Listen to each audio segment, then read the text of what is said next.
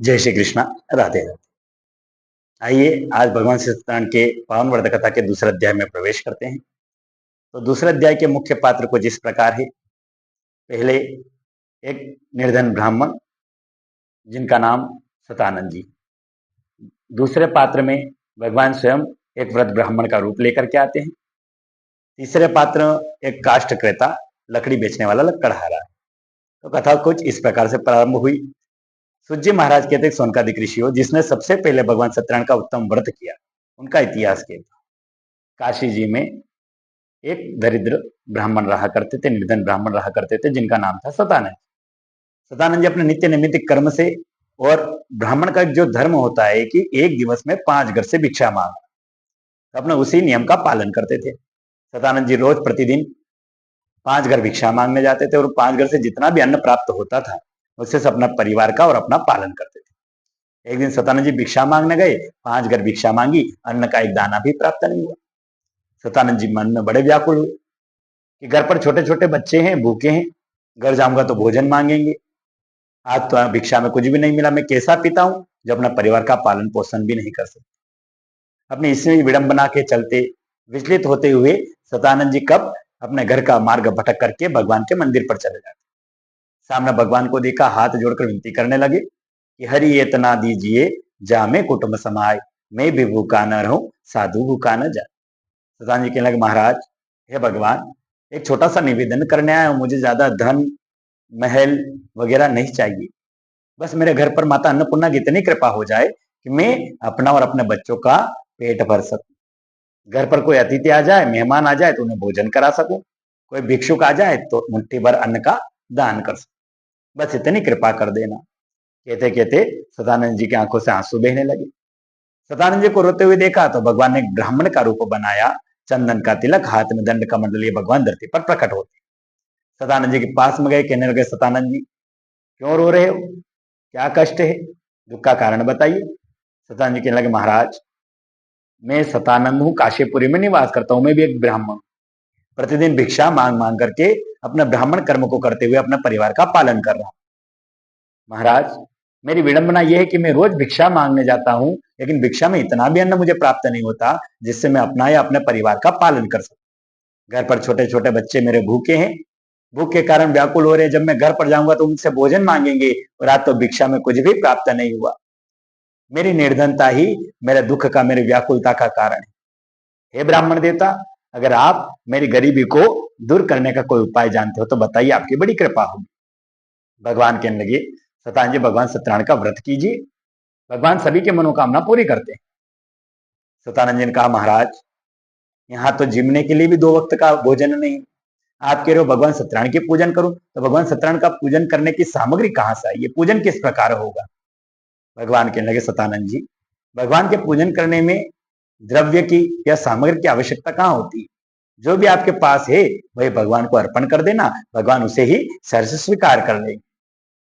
सतानंद जी को इस तरह पूजन के विधि विधान बताई और भगवान अंतर ध्यान हो जाते। सतानंद जी घर पर आए, घर पर आकर के विचार करने लगे, नींद नहीं है कि कल भगवान का पूजन करना है और पूजन की सामग्री भी नहीं है, कैसे होगा। पूरी रात चिंता चिंता में कट गई। सवेरे उठे, स्नान ध्यान किया, भगवान शालिग्राम को पटिया पर बिठाया, एक जल से स्नान करवाया, चंदन की तिलक बिंदी लगाई, तुलसी का दल चढ़ाया और एक दीपक जला दिया। हाथ जोड़कर कहने लगा, भगवान जो भी आपने मुझे दिया वही मैंने आपको अर्पण किया है, आगे आपकी इच्छा। इतना कह करके सतानंद जी भिक्षा मांगने के लिए चले जाते। रोज तो सतानंद जी को 5 घर जाकर भिक्षा मांगनी पड़ती थी, आवाज लगानी पड़ती थी, भिक्षाम देही भिक्षाम देही, तो भी 2 समय का भरपेट भोजन भी उन्हें प्राप्त नहीं हो पाता था। लेकिन उस दिन भगवान की ऐसी कृपा हुई, सतानंद जी पहले ही घर पर गए और द्वार पर जाने से पहले ही द्वार खुल गया। घर का स्वामी बाहर आया, सतानंद जी अपनी झोली उसके सामने फैलाई, घर के स्वामी ने झोली के अंदर दान रखा और जाकर वापस दरवाजा बंद कर। अब सतानंद जी बड़े विचार में कि ना तो दान दाता के पास में कोई पात्र था, न ही अन्न देखा मैंने, तो उन्होंने झोली में क्या डाला। सतानंद जी अपनी झोली को फैलाकर जैसे अंदर देखा, अंदर चांदी के 2 सिक्के थे। सतानंद जी की आंखों से आंसू बहने लगे, महाराज हे भगवान, पूरा जीवन व्यतीत हो गया, बुढ़ापा वृद्धावस्था आने को हुई है, लेकिन आज तक किससे मांगना और कैसे मांगना यह मुझे ज्ञान प्राप्त नहीं था। आज पहली बार भगवान आपके आगे हाथ जोड़कर आया हूं और आपकी पूजा करके आया हूं, तो आपने किसी के आगे हाथ फैलाने नहीं दिए। आंखों से बहते हुए आंसुओं को रोक करके सतानंद जी भगवान के पूजन की सामग्री को लेने गए। घर आए, सुंदर मंडप सजाया, दूध दही पंचामृत आदि से भगवान को स्नान करवाया। आटे के प्रसाद, केले का फल, तुलसी का दल इत्यादि भगवान को सप्रेम अर्पण किया। और उसी दिन उन्होंने भगवान के व्रत का संकल्प करते हुए कहा कि हे नारायण, अब चाहे जीवन में धन मिले या ना मिले, सुख आए या ना आए, लेकिन आज से मैं सतानंद हर महीने की पूर्णिमा और संक्रांति को आपके सत्यनारायण का उत्तम व्रत अवश्य करूंगा। इसी तरह सतानंद जी अपने नियम का पालन करते हुए प्रति माह की पूर्णिमा और संक्रांति को भगवान का व्रत करने लगे।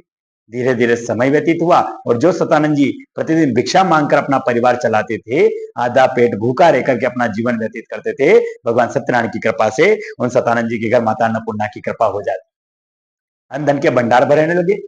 और वही सतानंद जी के वहां पर जो भी अतिथि या भिक्षुक आते थे, वह भी भोजन कर करके जाने लगे। अब अपने नियम अनुसार सतानंद जी एक दिन अपने भवन के अंदर विराजमान होकर भगवान सत्यनारायण का पूजन कर रहे थे। तभी वहां पर एक लकड़ी बेचने वाला काष्ठ क्रेता आ गया। प्यास लग रही थी, मन में विचार किया सतानंद जी के घर पर जाऊंगा, पानी पीने को, जल पीने को मिल जाएगा। इतना विचार करके लकड़हारन लकड़ियां नीचे रखी और सतानंद जी के भवन के अंदर प्रवेश कर गया। अंदर जाकर देखा सतानंद जी भगवान का पूजन कर रहे थे। पूजन को देखने में इतना आनंद आया कि वह लकड़हारा भी चुपचाप बैठ जाता है। कब भगवान का पूजन पूर्ण हुआ, कथा पूर्ण हुई, समय व्यतीत हो गया, पता ही नहीं चला। सतानंद जी ने एक दोने में पंचामृत, एक दोने में चरणामृत, एक दोने में प्रसाद लेकर के लकड़हारे को दी। लकड़हारे ने प्रसाद ग्रहण करते हुए कहा कि महाराज, मैं आपसे एक बात पूछना चाहता हूं कि जिन भगवान की आप पूजा कर रहे थे, ये कौन से भगवान है और इनके पूजन क्यों की जाती है, इनके पूजन करने से क्या लाभ है। सतानंद जी कहने लगे, हे काष्ठ क्रेता, तुम जो मेरे घर पर सुख शांति समृद्धि देख रहे हो, जो शांति देख रहे हो, जो आनंद देख रहे हो, ये सब इन्हीं की कृपा से हुआ है और ये और कोई नहीं, सरस्वती माता भगवान लक्ष्मी के पति नारायण सत्यनारायण का व्रत है। इन्हीं के व्रत के प्रभाव से आज मैं सभी चिंता मुक्त हूँ, सभी कष्टों से मुक्त हूँ। लकड़हारन जब ये सुना तो हाथ जोड़कर कहने लगा, महाराज हमें भी इस पूजन के बारे में बताइए, क्या ये पूजन सिर्फ ब्राह्मण ही कर सकते हैं, हम भी कर सकते हैं। सदानंद जी कहने लगे, हे काष्ठक्रेता, जो माता पिता संतान को उत्पन्न करते जन्म देते हैं और उस पिता के चाहे 2 संतान हो या 3 हो, लेकिन माता पिता की सेवा करना उन सभी संतानों का बराबर परम अधिकार है। उसी तरह भगवान सत्यनारायण ने ही भगवान नारायण की कृपा से सभी जीवों की उत्पत्ति हुई है, तो भगवान की सेवा करना तो हमें सभी मनुष्य और सभी प्राणियों का अधिकार है, कर्तव्य है। इसलिए भगवान का पूजन तो आप भी कर सकते हो। तो भगवान सत्यनारायण के पूजन की सारी विधि विधान सतानंद जी ने लकड़हारे को बताए। लकड़हारे ने चरणामृत लिया, प्रसाद ली, घर से बाहर आया, अपनी लकड़ियों को सर पे रखा, चलते चलते विचार करने लगे, भगवान आपने भी मुझे मनुष्य बनाया है, परिवार दिया, पत्नी दी, बच्चे दी, किसी चीज की कमी नहीं है। रोज नहीं तो महीने में, महीने में नहीं तो साल में, और साल में नहीं तो जीवन में एक न एक बार तो मुझे भी भगवान सत्यनारायण का पूजन करना चाहिए। अब समय का कोई भरोसा नहीं, आज स्वस्थ है, हो सकता है कल को कोई रोग आ जाए, आज धन हो सकता है कल को धन ना हो, निर्धन हो जाए। इसलिए है भगवान, आज मैं लकड़ियां बेचूंगा और इन लकड़ियों को विक्रय करने से जो भी धन प्राप्त होगा, उसी से आज आपको उत्तम व्रत और पूजन कर दो। तो लकड़हारा इतना विचार करके, संकल्प करके, जिस नगर में बड़े बड़े व्यापारी लोग रहते थे, धनवान लोग रहते थे, ऐसे नगर में चला जाता है। जैसे उसने लकड़ियों का गट्ठर खोला, भगवान की कृपा से जो बबूल की लकड़ियां वो समझकर काट कर ले गया था, वो चंदन की निकल जाती है। चारों ओर सुगंध और महक फैल गई। तो बड़े बड़े व्यापारी आए, रोज जो दाम उसे लकड़ियों का मिलता था उससे 4 गुना अधिक मिला। लकड़हारा बड़ा प्रसन्न हुआ।